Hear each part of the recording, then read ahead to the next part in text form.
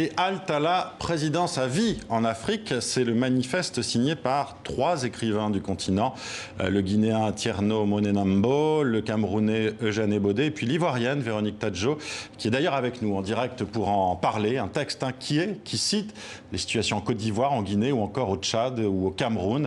La démocratie est-elle en perte de vitesse sur le continent? Faut-il s'inquiéter? On en parle donc avec vous, Véronique Tadjo, mais aussi avec l'analyste politique Gilles Yaby et avec le rédacteur en chef Central Afrique de TV5 Monde, Ousmane Diaye. Première question à vous, Véronique Tadjo, qui êtes donc une des autrices de ce texte. Pourquoi l'avoir écrit? Est-ce que c'est une alerte pour vous? Oui, tout à fait. C'est une alerte et qui vient d'une très très grande inquiétude parce que on sent les tensions sociales monter et on ne sait pas où on va.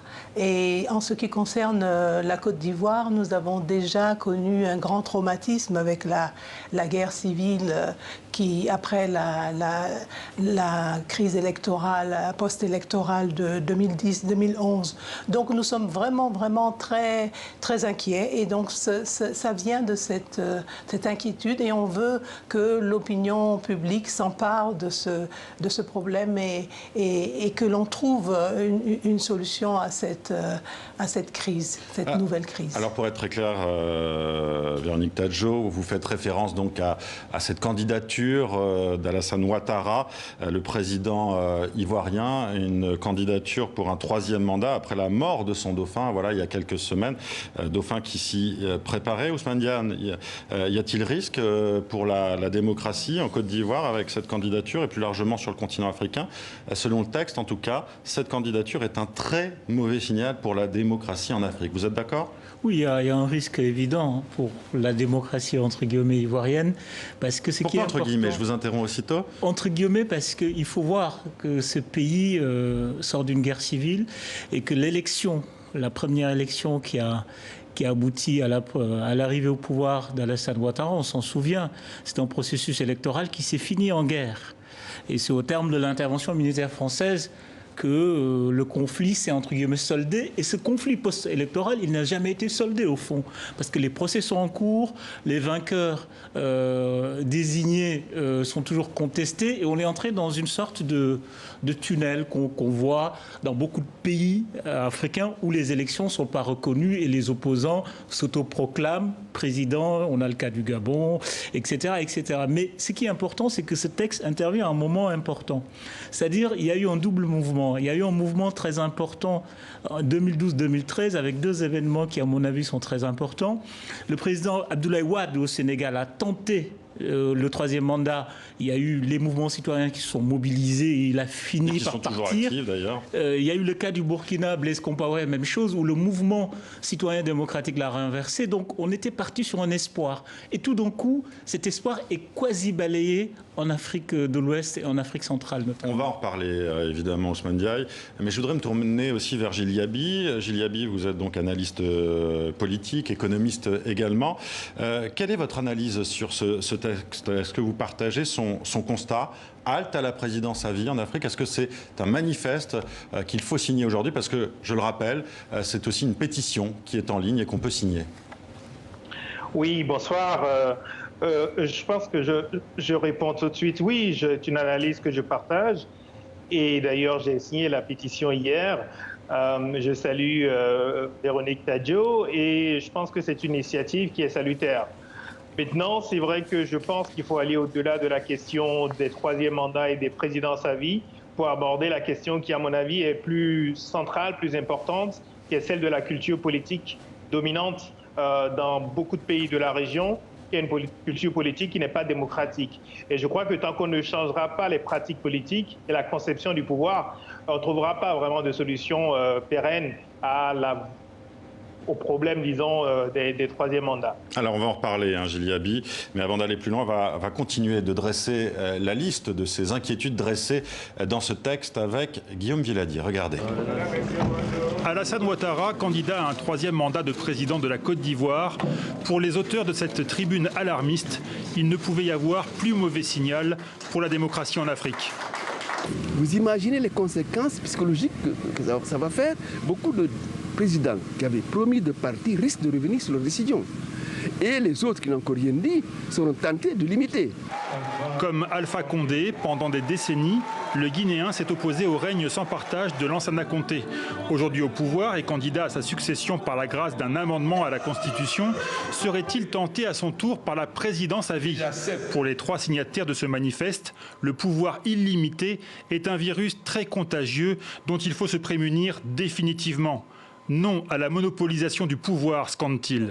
À l'image de Paul Biya, à la tête du Cameroun depuis 1982, de Teodoro Obiang, président de la Guinée équatoriale depuis 41 ans, ou encore d'Idriss Déby, le président tchadien qui, il y a 3 ans sur TV5 Monde, expliquait que s'il était au pouvoir depuis 30 ans, ce n'était pas de gaieté de cœur.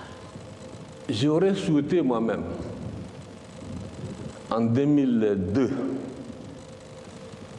m'arrêter comme j'avais promis en son temps au second mandat. Oui. C'est-à-dire en 2006, je devrais céder, en fait, disons. Il y a 10 ans. Au suivant. La guerre a éclaté. Le mercenaire avait attaqué, il mène ici la ville. Le pays était en guerre. La France a intervenu. Je dis bien, je n'ai pas demandé, j'ai dit je ne le fais pas, de changer la Constitution. Pour l'histoire. Qui sera le prochain à s'accrocher au pouvoir, se demandent les auteurs de la tribune. Macky Sall, le président sénégalais, a pourtant promis de respecter ses engagements. Nul ne peut faire plus de 2 mandats consécutifs. Si je suis réélu, j'ai fait mon second mandat de 5 ans. Je n'ai que 7 plus 5. Il faudra partir. Quant à Mahamadou Issoufou, le président nigérien cité lui aussi dans cette tribune, il a assuré qu'il ne modifierait pas la Constitution pour briguer un 3e mandat. Le temps des hommes qui cherchent à s'incruster à vie au pouvoir tire à sa fin, ajoutait-il en mars dernier, dans une allusion à peine voilée à certains de ses homologues. Voilà, et petit rectificatif, il ne s'agissait pas d'un amendement à la Constitution en Guinée, mais bien d'une nouvelle Constitution. Le pouvoir illimité, un virus très contagieux, selon vous, Véronique Tadjo, qui avait donc coécrit ce texte, ce manifeste.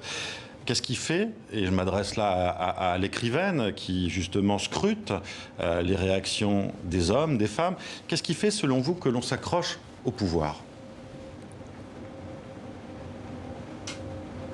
Eh bien, je pense que c'est surtout dû au fait qu'il n'y a pas d'alternance de pouvoir et il n'y a pas de confiance entre les différents camps. C'est-à-dire que quand un camp je veux dire, allié à un président particulier, doit s'en aller, quand son temps est arrivé de partir, il y a la peur qu'il va y avoir des remontrances, que les partisans vont se retrouver dans un chaos total. Et donc c'est cet antagonisme violent et c'est ce manque de confiance totale en la nation, c'est-à-dire qu'il n'y a pas véritablement de nation. Il y a des camps qui se détestent, qui s'allient, mais qui ensuite se trahissent. Et donc ça crée vraiment une ambiance qui est très négative pour l'avenir et pour les jeunes et pour la possibilité de changement. Et on en revient justement à cette question de la culture démocratique, justement dans ces pays d'Afrique francophone. Ousmane Dia, il y avait eu beaucoup d'espoir, justement, après la chute du mur de Berlin, avec les conférences nationales des années 90, des processus démocratiques amorcés avec un relatif succès, justement, dans ces pays d'Afrique francophone. Est-ce qu'aujourd'hui, et vous l'avez déjà un peu dit, il y a un recul ? Oui, il y a un recul et paradoxalement, ça faut le souligner. C'est-à-dire ceux qui ont porté cette sorte de printemps que vous décrivez, c'est-à-dire les conférences nationales qui ont abouti au verrouillage, aux limitations des mandats à 2.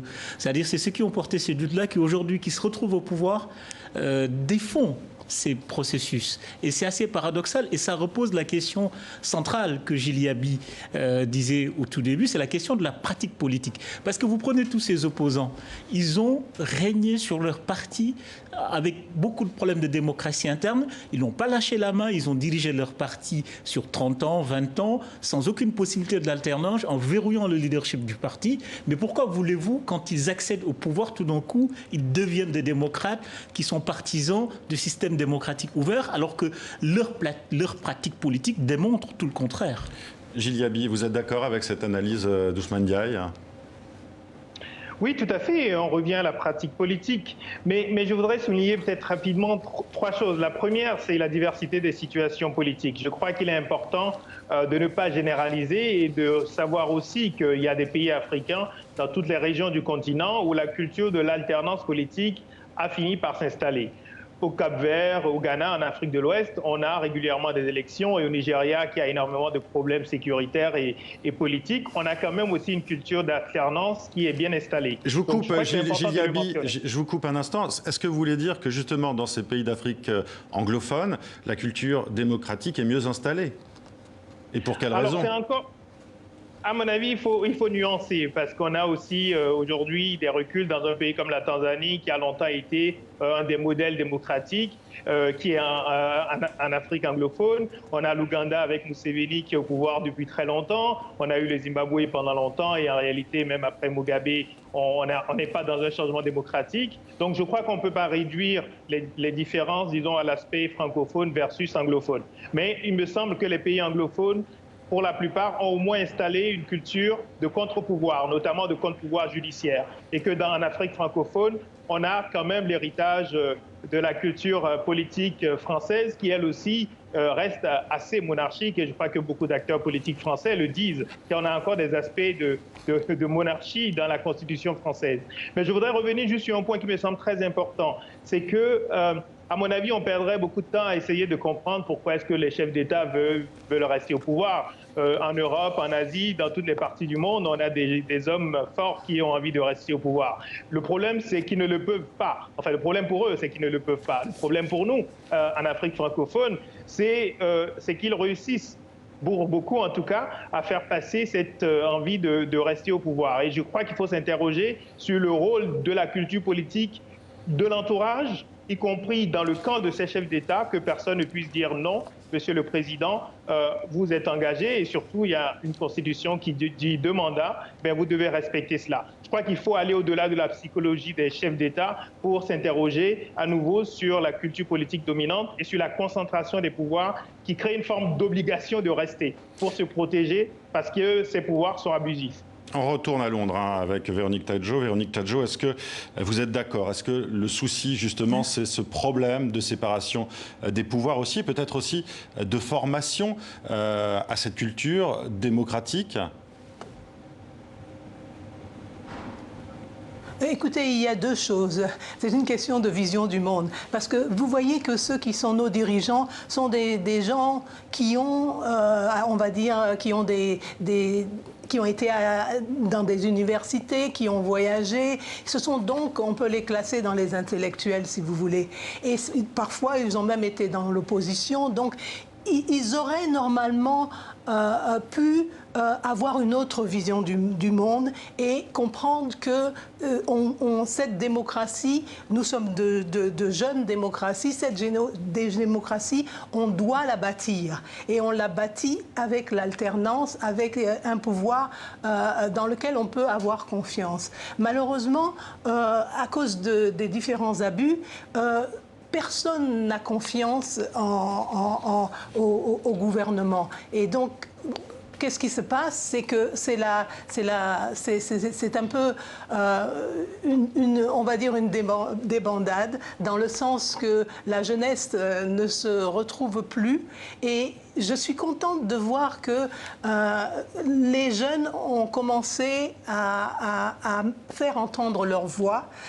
Et on a par exemple un hashtag Ma Transition au Mali. On a au Sénégal les blogueurs qui sont extrêmement actifs. Et je pense qu'il faut que les jeunes s'emparent de ce problème-là et définissent leur avenir et apprennent aussi à agir. C'est-à-dire à Véronique faire Tadjo, entendre leur voix d'une manière ou d'une autre. Parce que oui, je vous interromps parce qu'il y a quand même cette question aussi de la répression, de l'espace laissé à ces jeunes dont vous parlez pour pouvoir exprimer leur voix. Il y a aussi un grand désespoir, en même temps aussi qu'une grande mobilisation. Mais peuvent-ils réellement aujourd'hui changer les choses ? Je pense qu'ils le peuvent. Je pense sincèrement qu'ils le peuvent parce que pour le moment, l'ancienne génération a montré ses limites. Et donc, c'est vraiment... Je suis positive à ce niveau-là. Je pense qu'il y a un espoir, pas forcément... Pas dans la violence, pas dans des mouvements de rue qui tournent mal parce que bien souvent ils sont infiltrés, puisque c'est très facile d'infiltrer une manifestation et de faire et de casser pour pouvoir voilà, empêcher les gens de s'exprimer. Mais il y a plein d'autres voies et à ce niveau-là, je trouve que justement la jeunesse est très créative. Et quand je regarde, je ne vois plus vers où nous pouvons nous tourner, si ce n'est vers cette jeunesse qui a une conscience de plus en plus grande des enjeux de l'avenir. Je me tourne vers vous, Ousmane Diaye. La jeunesse, est-ce que ça peut être justement un espoir? Est-ce que cette jeunesse peut porter cette volonté démocratique? Alors, Véronique Tadjo l'évoquait, il y a toute cette question des réseaux sociaux, les idées s'échangent, fusent. Internet a tout changé aussi. De toute façon, tous les basculements démocratiques qu'on a notés en Afrique francophone ces dernières années, le point de départ, c'était la jeunesse tunisienne, la jeunesse burkinabé avec le ballet citoyen, la jeunesse sénégalaise. Oui, mais je vous interromps, j'ai l'impression qu'on parle beaucoup de la jeunesse, mais que ça n'aboutit pas. Ou alors est-ce qu'il faut regarder ça sur le temps? C'est un processus sur le temps long. Et l'objectif de ce processus, d'ailleurs, beaucoup de mouvements citoyens ne s'en cachent pas, et je pense que c'est deux objectifs primordiaux et deux objectifs importants si on veut changer la donne, ne serait-ce qu'à court terme. Il y a deux objectifs qui me paraissent importants et qui sont à portée de cette jeunesse, c'est-à-dire avoir des institutions indépendantes. Les cours constitutionnels, les organes d'arbitrage ne sont pas indépendants. Et le jour où on arrivera à ce que ces organisations peuvent jouer leur rôle de dire « Ok, la Constitution ne peut pas être modifiée », on fera un pas en avant. L'autre chose qui est très importante, c'est les contre-pouvoirs. Les contre-pouvoirs ont été totalement dévitalisés, ont été totalement noyautés par les pouvoirs. Vous parlez par exemple de la presse. Et préemptés. La presse, par exemple, qui est dans un état très difficile. La société civile. Il faut remarquer que c'est les pays où les sociétés civiles sont le plus fragiles qui sont le plus en difficulté. Vous prenez le Mali, il est plus en difficulté que le Sénégal et le Burkina. Pourquoi? Parce que là, le Sénégal, malgré tout ce qu'on peut dire, a une tradition d'une société civile forte, organisée, qui peut organiser des ripostes. Je me tourne vers vous, Gilles Yabi, avant de conclure très rapidement. Est-ce qu'il est possible, aujourd'hui, selon vous, de changer les institutions? Parce qu'on entend des « il faut »,« il faudrait que », mais comment concrètement on peut les changer? Et je vous demande une réponse assez rapide, s'il vous plaît. Oui, réponse rapide, c'est ce que nous essayons de faire au niveau du think tank que j'anime, Wati, parce que la mobilisation des jeunes, elle est fondamentale, elle est importante. Elle peut aboutir, on l'a vu au Burkina Faso et même au Sénégal, à des changements de président, mais ça ne change pas nécessairement la gouvernance politique. Je crois qu'il faut des réformes institutionnelles. Nous avons déjà mis un certain nombre d'idées. Il reste maintenant à continuer à se battre pour les inscrire réellement dans la réalité et mobiliser autour de ces idées. Il faut réformer profondément les pratiques politiques. Je crois que cela est certain. Le message est bien entendu. Merci Gilles Yabi d'avoir été avec nous. Merci Véronique Tadjo également depuis Londres. Et merci à vous Ousmane Diaye de nous avoir rejoints sur ce plateau.